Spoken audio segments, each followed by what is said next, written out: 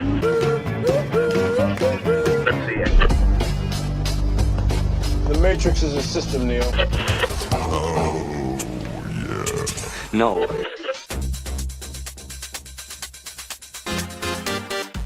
It's crazy, isn't it? Having a band or pop artist feature in a video game is actually something that has only really been taken seriously since the PlayStation 1 era. Sure, you had plenty of examples in the movie world, artists that as soon as you hear their name, they're instantly associated with that movie or movies. But video games, those bleepy bloppy machines that sit on top of your VCR, nobody's ever going to be taking those seriously, right? Well, as you know, that is definitely not the case anymore. In fact, get your name on a video game soundtrack, especially if you're an up-and-coming band, and it can indeed propel you to stardom. Think about it. A good game that a player may play tens of hundreds or even thousands of hours will have your song come up constantly. Repetition works. Over time, if that game clicks with you, it's likely that the song will pump you up. You'll end up searching for more about the band, and before you know it, the Mad Capsule Market will become one of your favourite bands of all time. Thank you very much, Tony Hawk's Pro Skater 3. Now, just for the record, guys, yes, you are still the perfect, unique little snowflake that knew about the band before the video game. Give yourself all the brownie points and slap on the backs that you require. Nobody is taking anything away from you.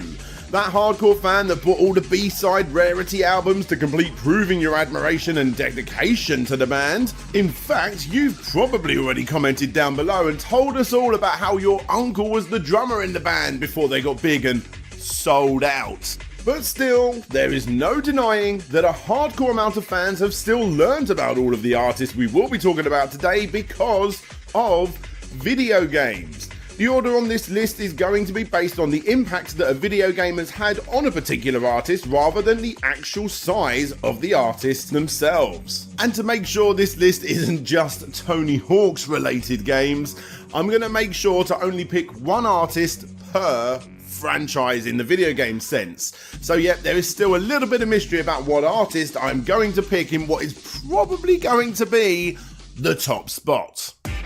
So let's get right into it. After you hit the subscribe button, hit the bell, hit the all option. Don't blame me, I didn't make the YouTube.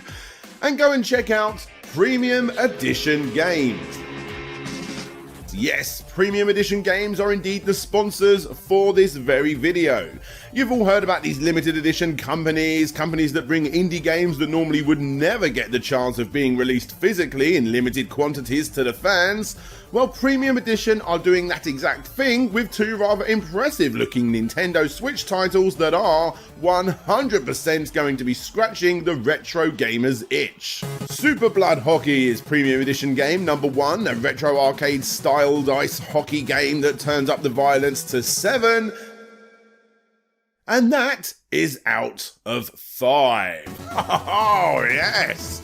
4 people can team up locally to completely batter their way through the competition. And for those of you that think it's all just a bit too brutal, can pick up the second game by Premium Edition Games, Pigeon Dev Game Collection.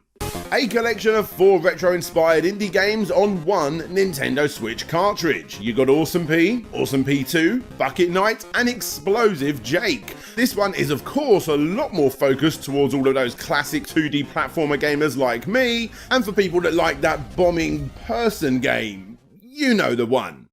Both of these Premium Edition titles are available right now for you to buy, and if I were you, I would act bloody fast, as Super Blood Hockey is down to its final 1,000 copies of only 5,000. And the more recently released Pigeon Dev Games bundles are also selling out rather quickly too, with 3 different editions to choose from. Again, limited to only 5,000 in total. Links to everything I just mentioned can be found in the description below. But for right now, let's wind up all of the groupies and the hardcore lovers of these bands as we discuss 9 bands or groups that you only know exist because of video games.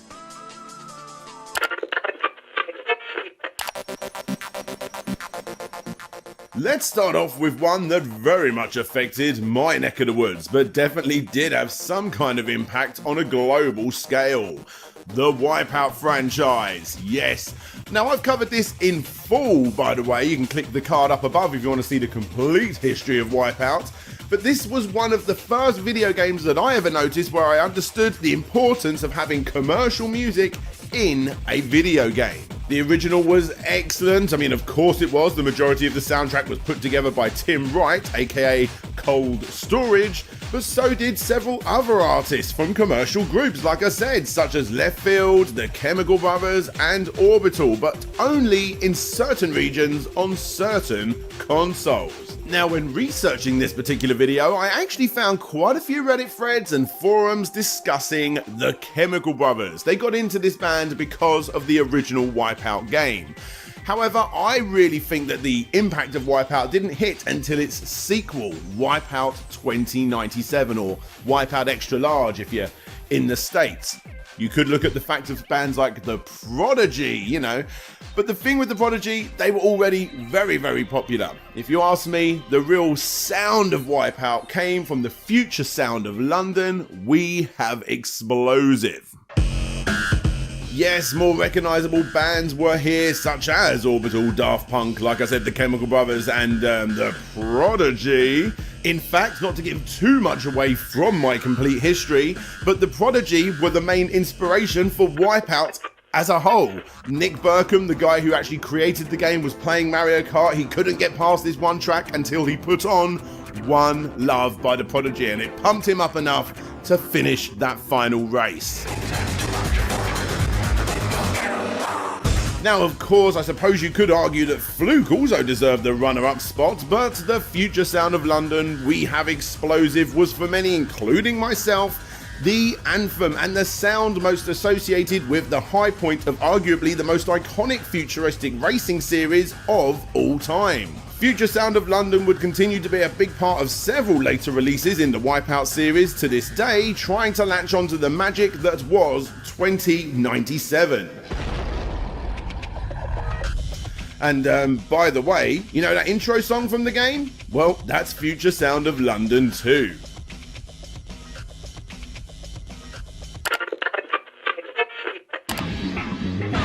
When people think of SSX, they normally think of only one song by one band. And yes, by the way, I have also done a complete history on this series too.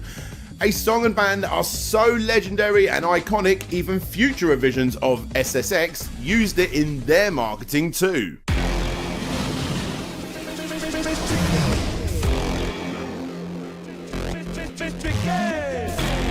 A song that is so iconic that if I said the word SSX, you're more than likely going to be thinking of the song before you think of the game. And yes, absolutely every single person watching this, probably 30-ish years or older, already know of this group, especially in the States.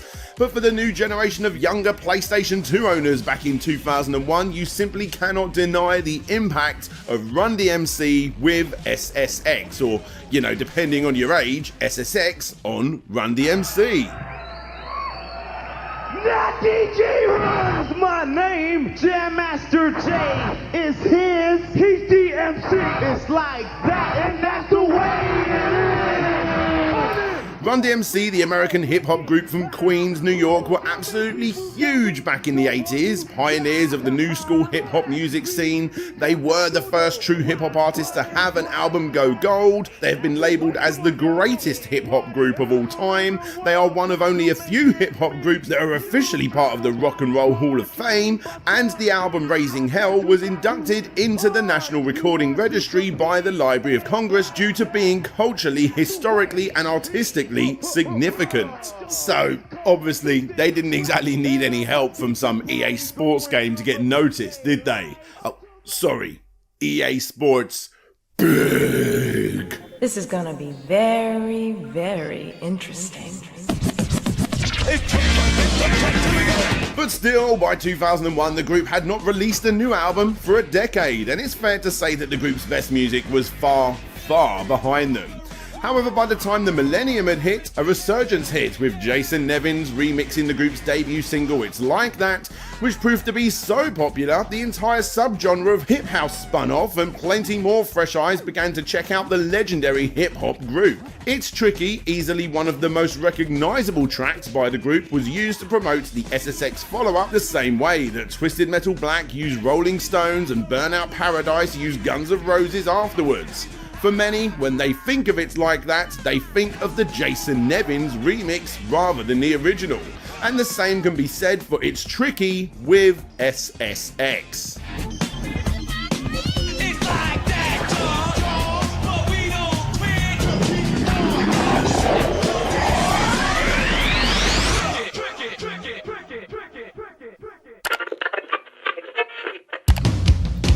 Now, keeping it in the same vein as the previous entry, one group that was already popular before this video game hit, but still because of this video game they got into the earlobes of millions more is my guess, is of course Earthworm.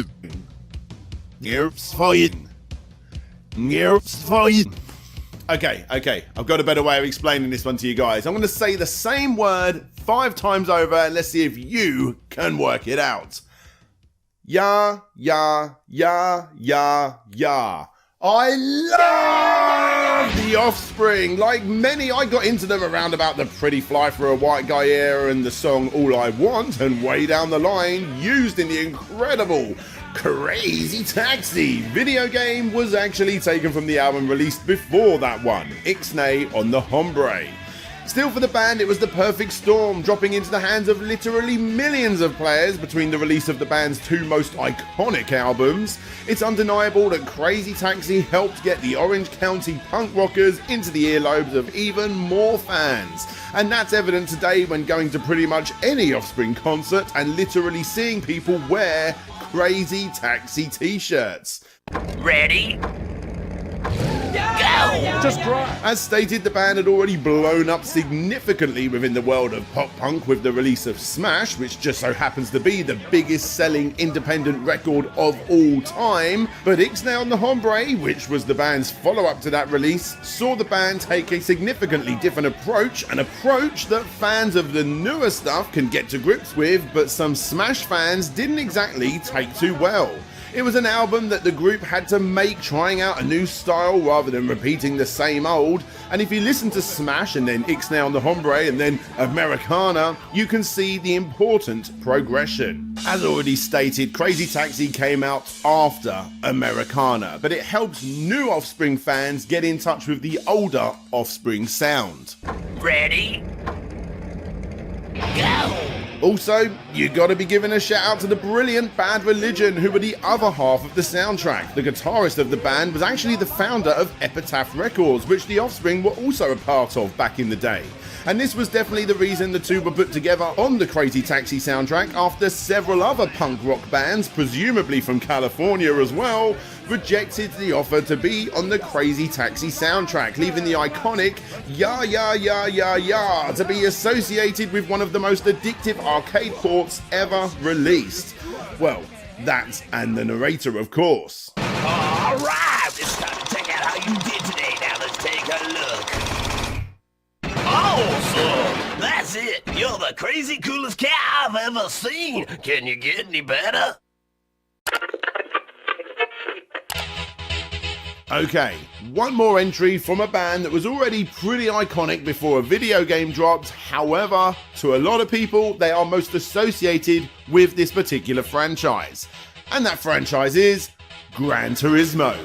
It can be hard choosing just one artist from a lineup as big and eventually diverse as the Gran Turismo series. Bands such as Garbage, Apollo 440, Moby, Creed, The Cardigans, which I still think is the most boring name for a band ever. Seriously, The Cardigans? However, for me, no game in the franchise represents the good times of playing it quite as much as Feeder.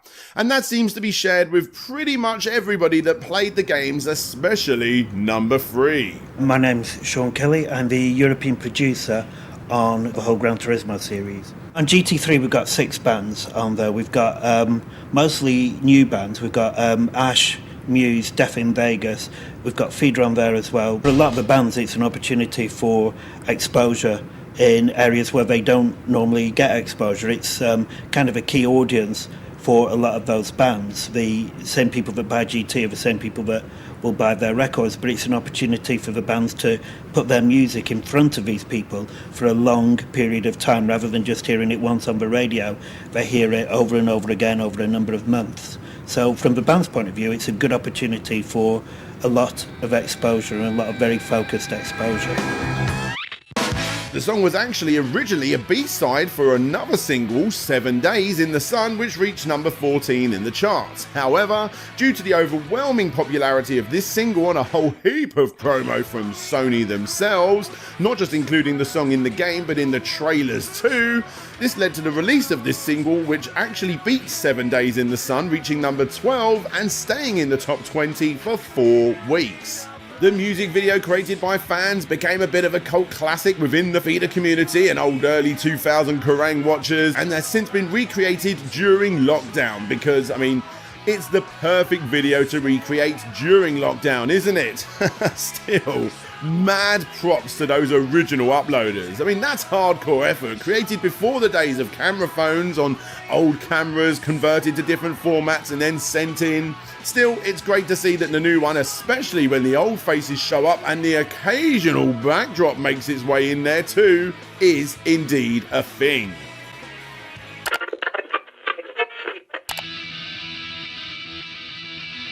Okay, so we are getting into the real hardcore stuff now. As always, a lot of these bands did indeed have a fan base before, but associating their name to a game 100% propelled them into a new hardcore fan base. And there's no way you can deny this one. In fact, the band I'm going to be talking about in this particular instance is a band that did such an incredible job at creating music for a video game that it is now the stuff of legends.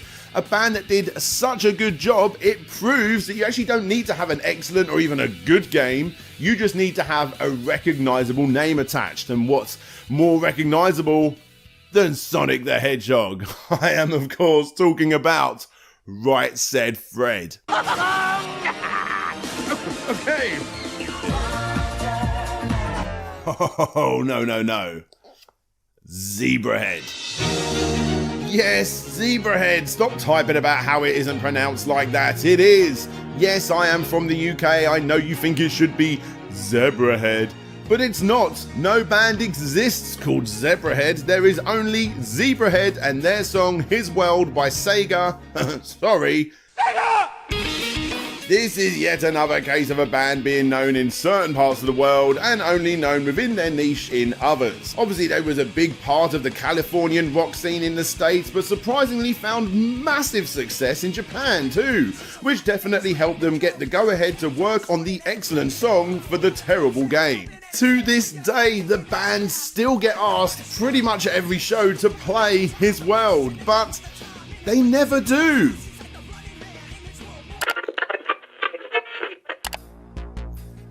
Back in 2003, a band formed in Finland, and their backstory is very reminiscent to most big bands.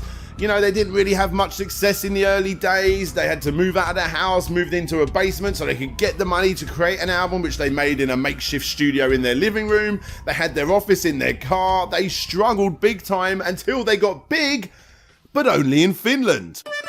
So if by any chance you are from Finland and you are watching, then there's a good chance you would have already heard of this band, a band that got consistent #1 albums in Finland, but for the majority of the rest of the world, they were almost completely unknown.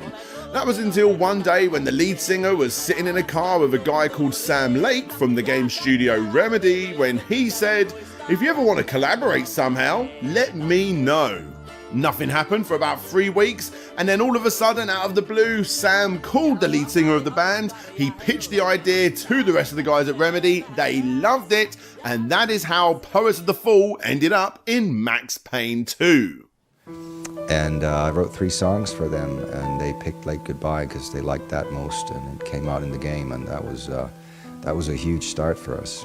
From this point on, the band went from strength to strength. Several world tours followed. The second album went platinum, the third went gold, and then they picked up even more fans with Alan Wake, and again they picked up even more fans again with the game Control. It's fair to say that this band simply would not be as big if they didn't have video games pushing them along. They were always popular in their home turf, but it was indeed games that got them into the worldwide spotlight. It's time for our last song tonight. This is our first song ever. It's called Late Goodbye.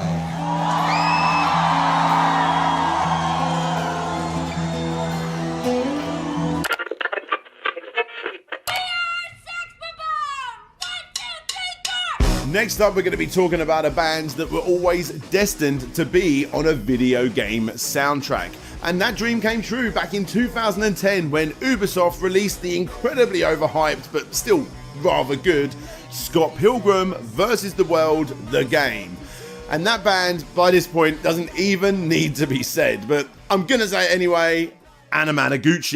So, there is a comic book that is the best comic book ever written. I'm sure you all know that that is truth. It's a book about a Canadian dude called Scott Pilgrim,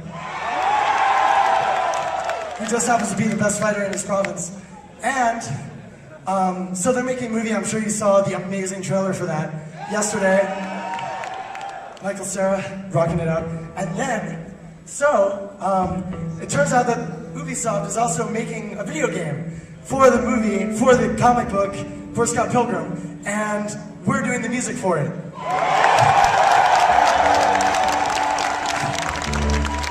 Literally, I've never been more excited about anything. So yeah, this is the theme tune. Hope you guys enjoy.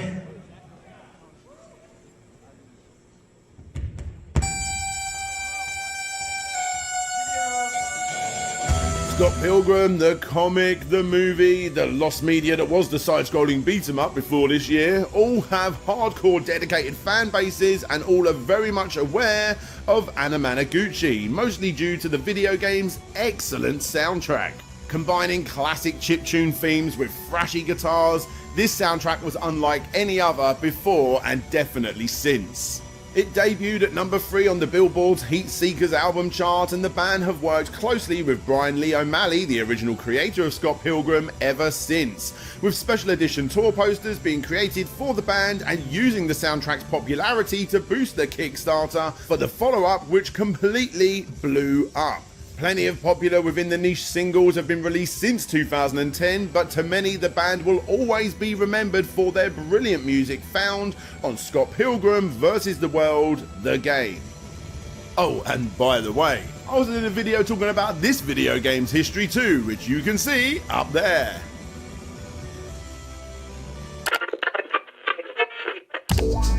Okay guys, so we are now in the top 2, and you may be surprised to hear what I have chosen for the second spot and not the top spot, but I'm not going to explain it. I'm going to leave that to the lead singer when he was interviewed by Rock Sound. Take a listen. I mean, literally the first time that we really saw how that game affected us was at the O2 Academy in Manchester, opening for the Bloodhound Gang, and it was like, at the time, we had never really broken in the UK. We had our first album out, and it was like we were really.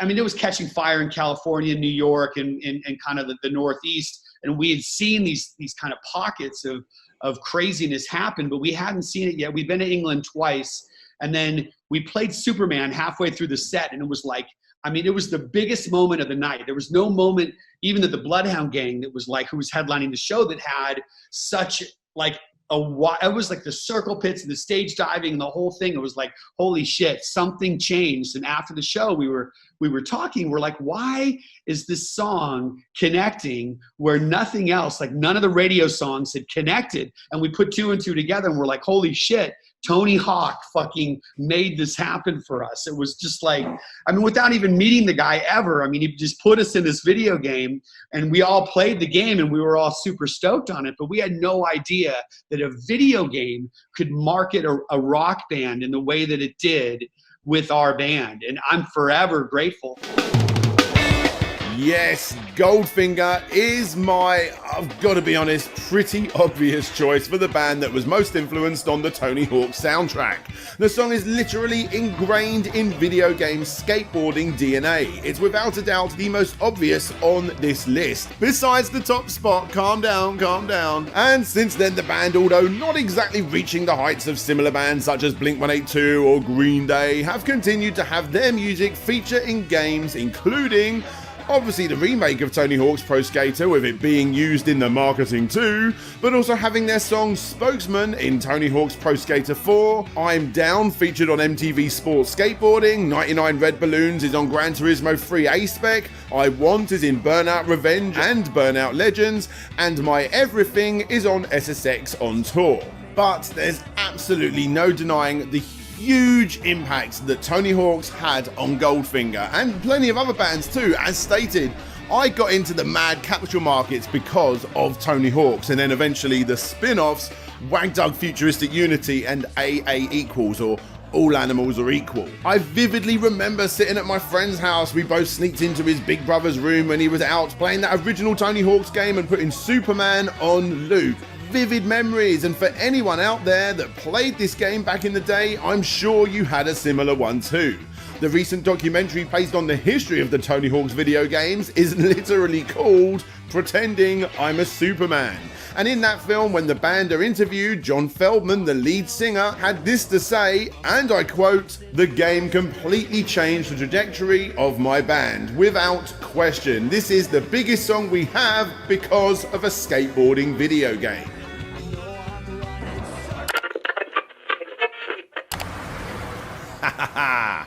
This one is funny, even though I am a bit of a rocker, more on the punk side of things in all honesty. I got to admit, I never heard of this band before this game. I'm sure plenty of people have written about this one down in the comments already because it's just so obvious. Just like the last entry that completely defined a generation, the same can be said for a game that came out on the next generation of consoles, the PlayStation 2. And if repetition really does work in these particular instances, then of course no game is going to be doing better than Guitar Hero, a game where you literally have to learn how to play the songs that you will eventually love. Yes, Guitar Hero, those fat, bulky pieces of plastic with the colourful buttons that have been collecting dust in your attic with the same 7 stickers on them. Many have come to try and take on the series' popularity. Some got close, but most failed. The harmonics-based series brought the thrill of rocking out in front of massive crowds to the mainstream, and it got sequel after sequel after sequel. But of course, because there's absolutely no point in dragging this out, you already know what I'm going to say. Out of the thousands and thousands of games in Guitar Hero, Rock Band, and all of those other guitar rhythm games, no one done it better than Smoke on the Water.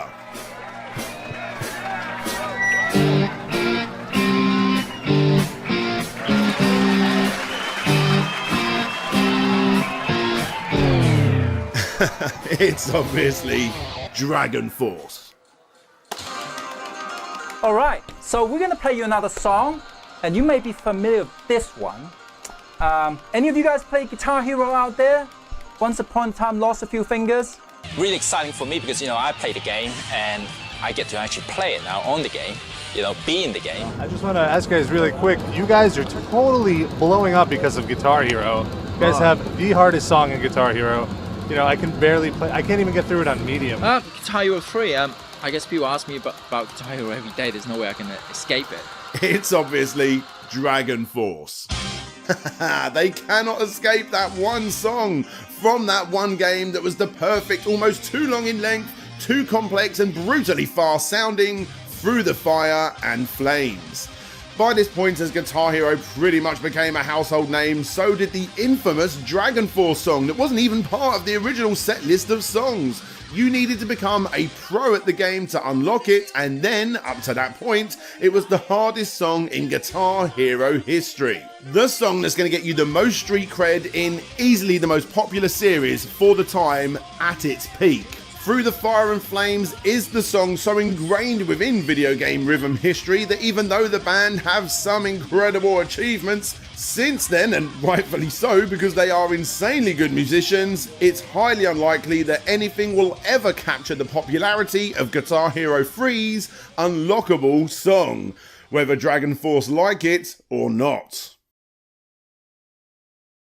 Hey there guys, thanks for checking out the video. Yes, so I've wanted to do this video for a while because I'm a DJ, I'm really into this style of music, and yeah, it was just fun to talk about some of these bands that I'm a big fan of, especially things like Goldfinger, the Mad Capsule Markets, stuff like that. By the way, the new Goldfinger album is fantastic. I highly suggest you go and check that out. It's so good. But anyway guys, yes, let's give a massive shout out to all of the Patreons and YouTube members that help me make videos like this every single week. And actually, before I do, go down in the comment section and let me know of any bands that you've got into, or any you know, DJs, whatever it may be, any musical artists that you've got into because of video games, so you first discovered them. There was more that came to mind. People like Skindred, I discovered them through, I think it was an old Need for Speed game. Countless ones in the Tony Hawk's days. There's so many. Anyway, like I said, let's give a massive shout out to the Patreons and YouTube members, with an extra big shout out going to Control Reese, Jay is Manchild, Dominic Devonport, Daniel Tarares, Clan Bob, Nicholas Bertner, Taylor Rainwater, Dr. J, expert in Moonology, Jabba L. Aiden, Jacob P, aka Avalon James, Benjamin Guy, Andrew Ward, Sashi Dog Hut, Brandon Gold, David Yaron, Chris the Rottweiler, Aaron Gorman, Big Rico, Jeff Ladd, RetroReversing.com, Elf Daughter Crafts, Richard Alderjick, Shadow Dragon, Ryan Holtz, Kevin King, Wobbles and Bean, No Wonder Ducks, Game Apologist, Dina, Jonathan Hayward, Lucas Oftal, Intrigued Gaming, Ye Old Hamburglar, Jeff Mianowski, Solix Captor, Rovan Army, Jeremy Rodriguez, Tim Lunn, Nick Pollard, Bram Perez, Marcus Kingamo Cut, Tyndall, Gary Pinkett, Pretendo64, Richard Carter, aka Fantastic Dizzy, Conrad Constantine, Andrew Dalton, Petty Mew, Retro to Next Gen, aka Lou, King Link Reviews, Todd Paul Float G, Tim Labonte, Lipped, Kevin Heaton, Dina81, Shade Silence, Ignacio Jesus Crato, Carasido. He doesn't want to tell me how to pronounce it, he wants me to mess it up every time.